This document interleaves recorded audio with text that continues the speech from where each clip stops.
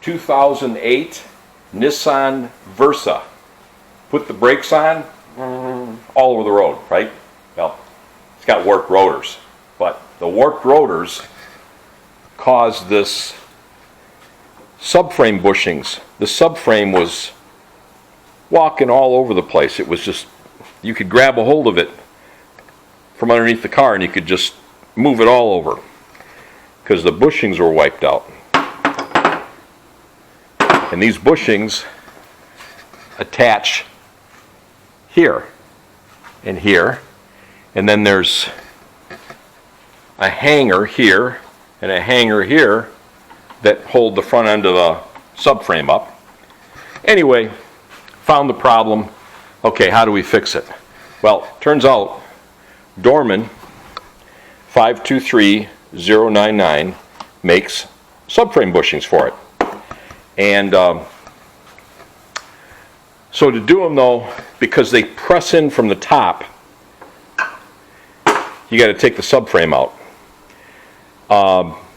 I torched off the bolts, the bottom bolts. These bolts come through from your rack. I didn't want to have to undo that joint on the rack, so I torched off the bolts on the underside of the subframe because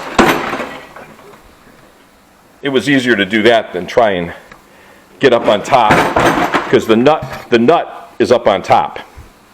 So I'll put new bolts in and I'll drop them down from the top to bolt the rack back to the subframe and put nuts on the bottom.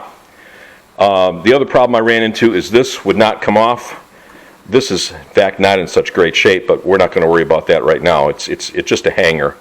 So to get this bolt out, the hanger, you got to take, it's not too bad. You pull the battery out and the air box, this whole air box thing where your mass airflow sensor is, you get all that out of there, and then from on top you can reach down and get this hanger bolt out with no problem.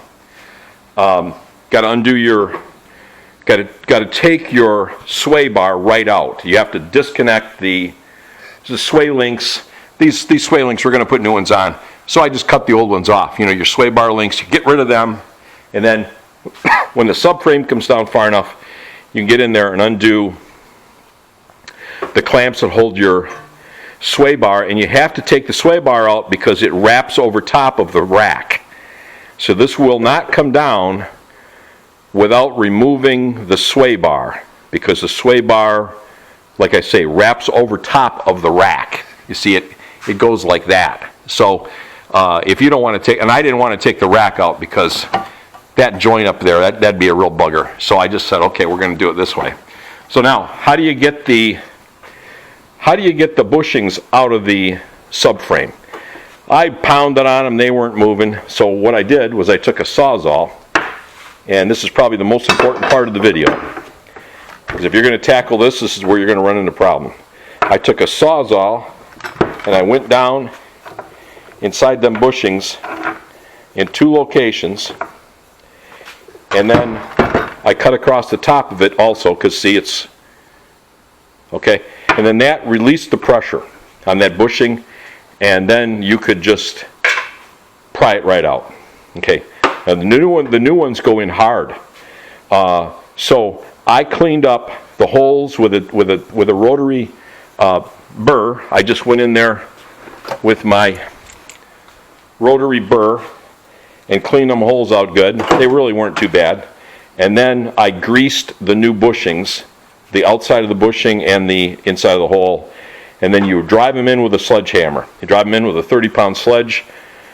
If you got a press, you could use a press. I do have a press, but I couldn't really hold this thing up very, very well by myself. I work alone. I couldn't hold it up by myself, so I drove it in with a sledge, and they're fine. They drive right in. You got to give them a few good whacks, and that's it. So anyway, that's it.